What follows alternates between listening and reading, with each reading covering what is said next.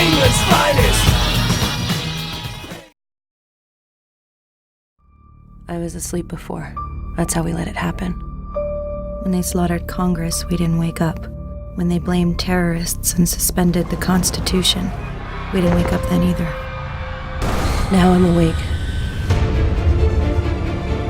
My name is Offred. I had another name. Way back now, in 2012, pre-Gamergate, I wrote an article called In Defense of Rape. This made a lot of people very angry and was widely regarded as a bad move. The central point of the article was simply this, that writers should have, creators of all kinds, should have creative freedom to create whatever they wanted and to include problematic elements in what they were doing. I argued for the fact that rape is a powerful emotive subject, that it triggers a response, that it can have knock-on effects on other characters in your work, and that thus it's an interesting and powerful storytelling tool. This was intended to be part of a series of articles in which I was going to talk about how all kinds of bad things make for good stories. I only got as far as doing the one follow-up, I think In Defense of Murder, before just the fuss about the first one took off massively and just made it impossible to proceed because I was just dealing with the aftermath of that. And I still get called up on this today.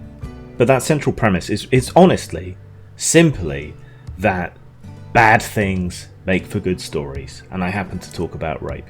So for this, what was in essence a defense of creative freedom and a defense of the storytelling arts, I was pilloried. I was called a rape apologist.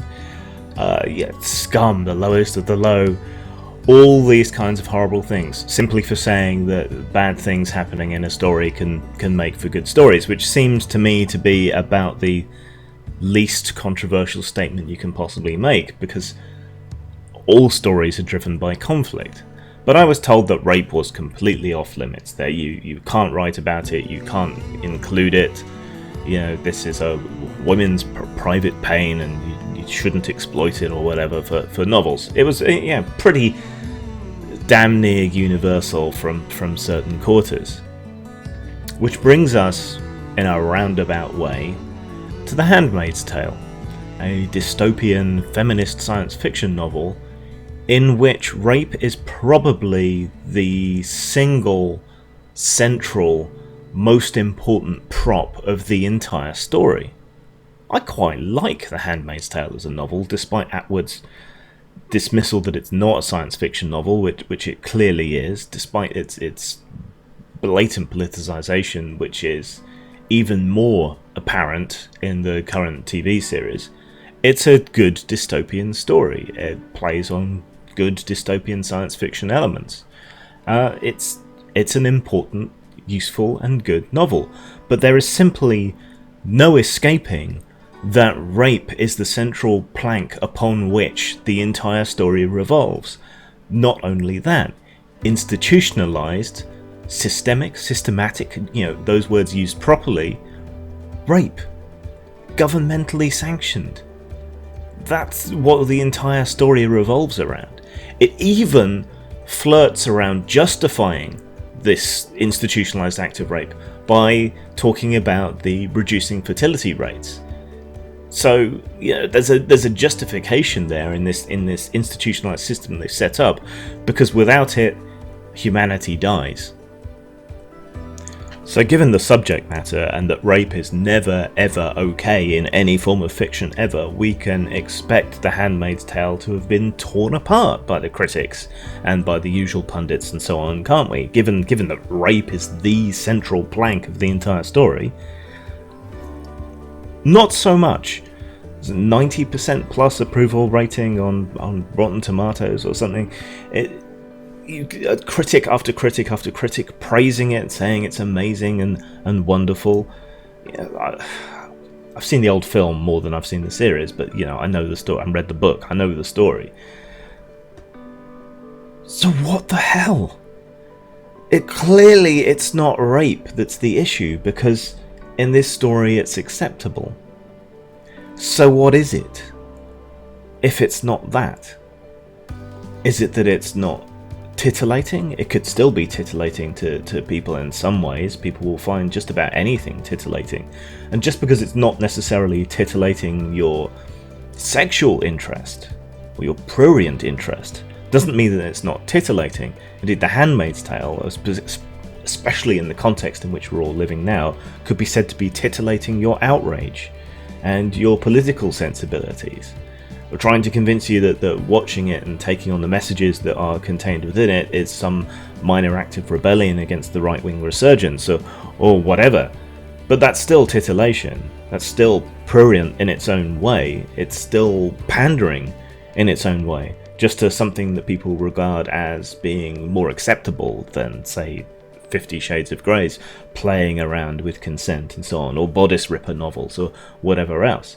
So if you're going to make a quality argument, I don't think you can, because quality is amazingly subjective. What some people find amazing, other people find to be trash. There is a lot of value that a lot of people find in trash, in B-movies and pulp novels and even pornography.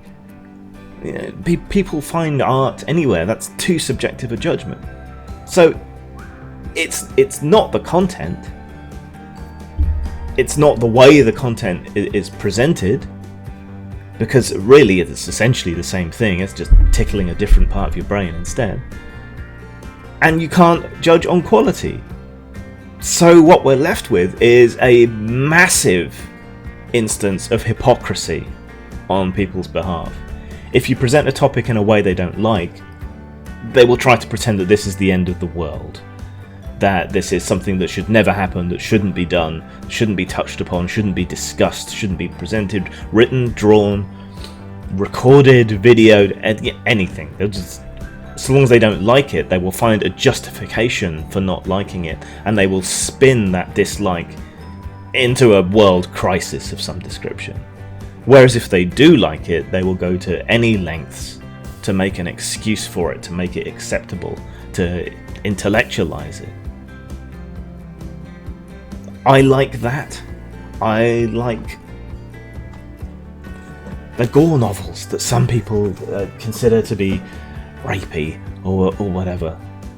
It's possible to like both for different reasons. It's possible to write both for different reasons and not be scum.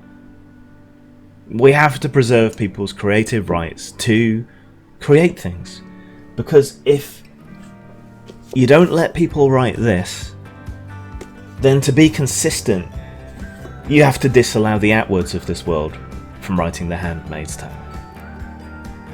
But the hypocrisy, the lack of a universal standard, I think that's allowed to piss me the fuck off. Zang.